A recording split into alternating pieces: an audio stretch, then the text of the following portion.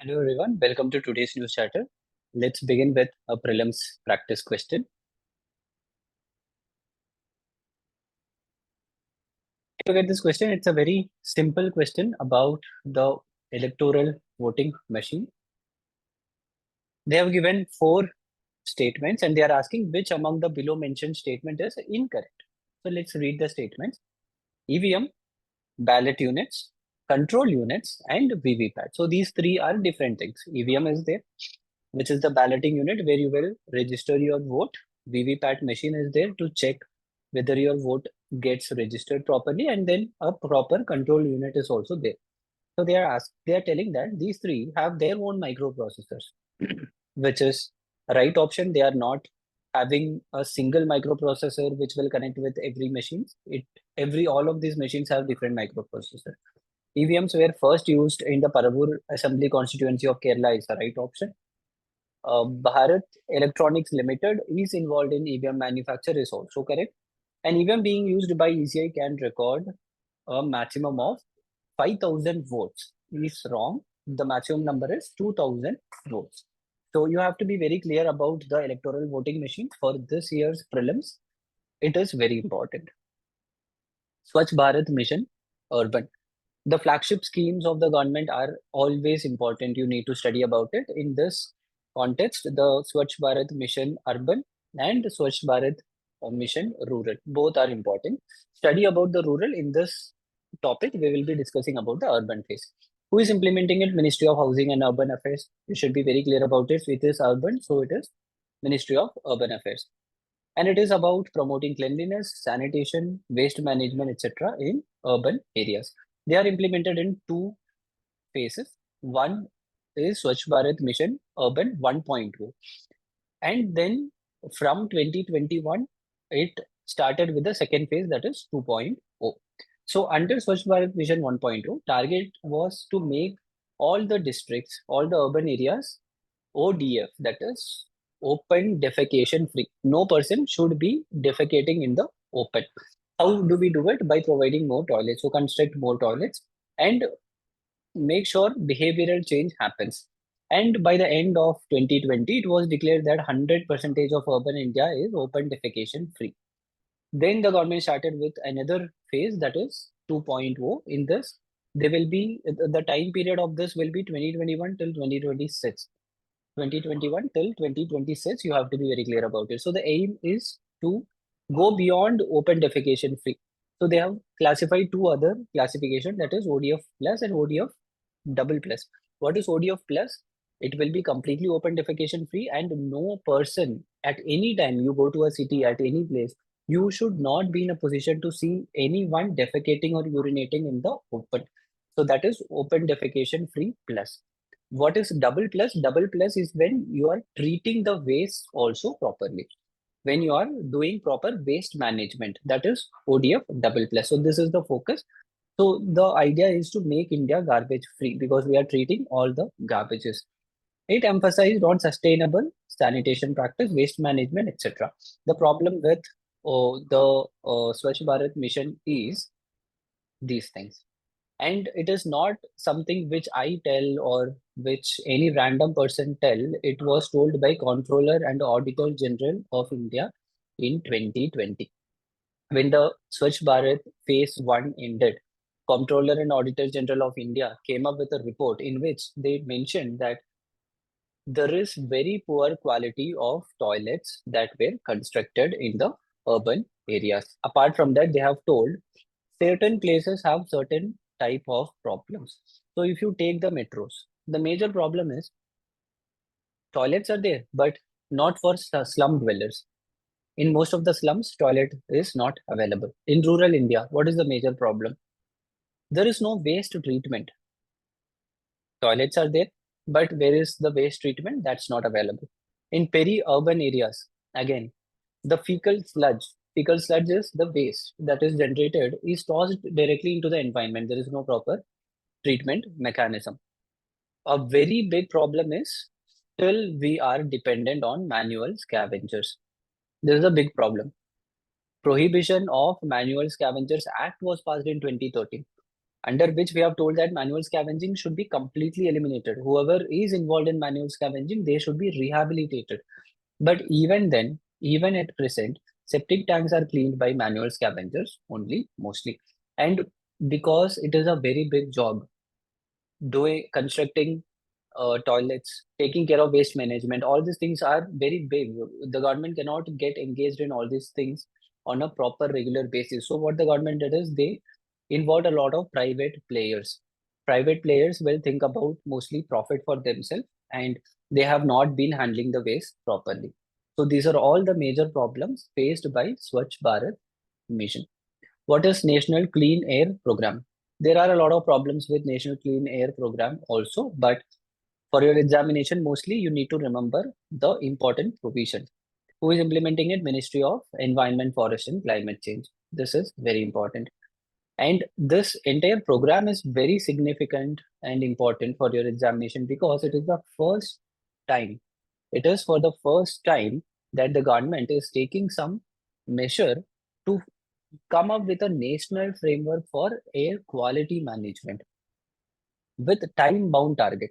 Earlier, whatever steps we were doing, it is like we will tell that a particular initiative is there and we will come up with certain initiative, but there will not be any target. But it is for the first time with National Clean Air Program, we came up with a proper target also. Here, the average particulate matter concentration will be reduced by 40% by 2026. By 2026, 40% of particulate matter in the environment will be reduced in 131 cities. There are in total 131 non-attainment cities, and they are identified by Central Pollution Control Board. What are non-attainment cities? Those cities which are not attaining the quality standards fixed by National Ambient Air Quality Standards. There is a National Ambient Air Quality Standards which was fixed earlier by taking into consideration of 12 pollutants. What are the 12 pollutants? PM10, PM2.5, sulfur dioxide, nitrogen oxide, carbon monoxide, ammonia, ozone, lead, benzene, benzopyrene, arsenic, and nickel. Is this important to remember all these names? Absolutely, it is. Totally, we have 12, and you have to remember all the names. Remember very well the major things which are not covered here. If you can go through it, you will understand carbon dioxide is not covered. Carbon monoxide is covered, carbon dioxide is not covered, right? And where is methane? Methane is also not covered. So generally, if they are asking a question, they will include these options so that you can easily get confused, because generally we talk about carbon dioxide and methane also.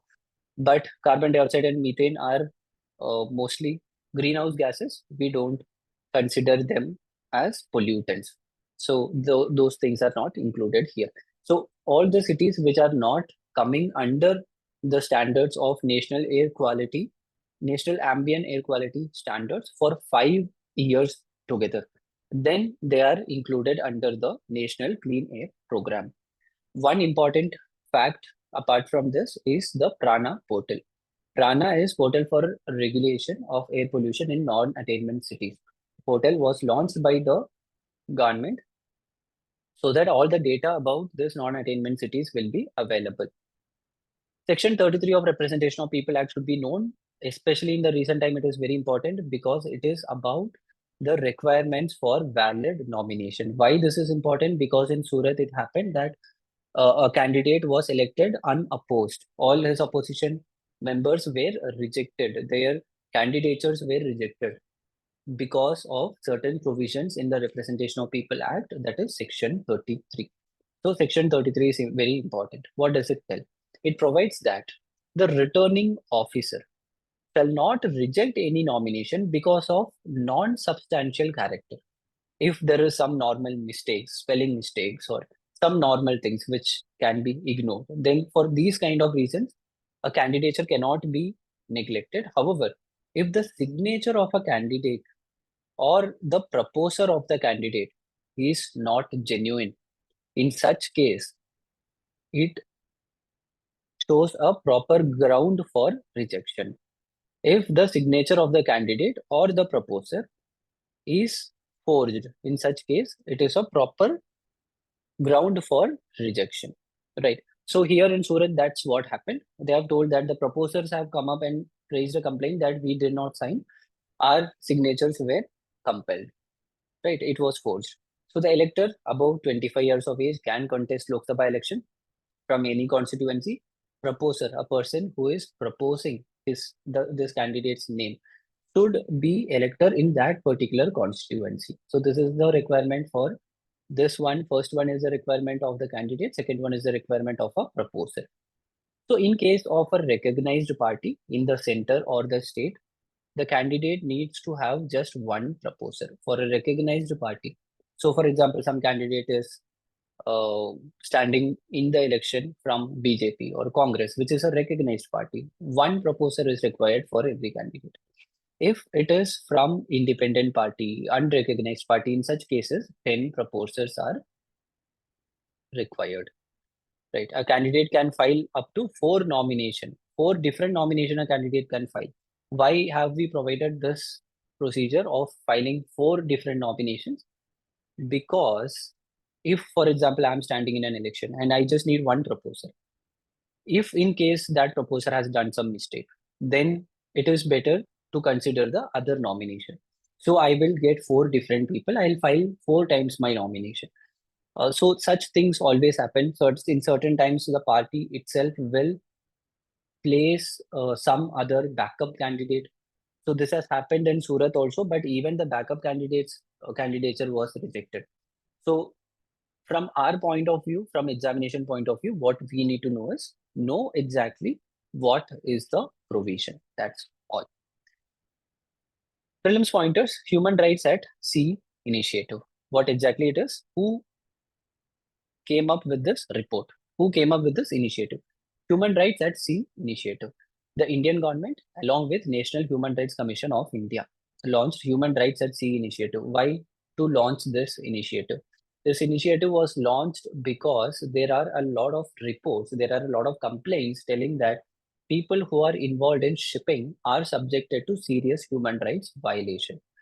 So these two bodies, the Government of India, along with the National Human Rights Commission, have come up with Human Rights at Sea initiative. So they highlighted that the shipping owners or people who are accountable, they are engaged in human rights violation, but we are not in a position to take action against them because the shipping company will be registered in some other country. In such case, how can we do that, right?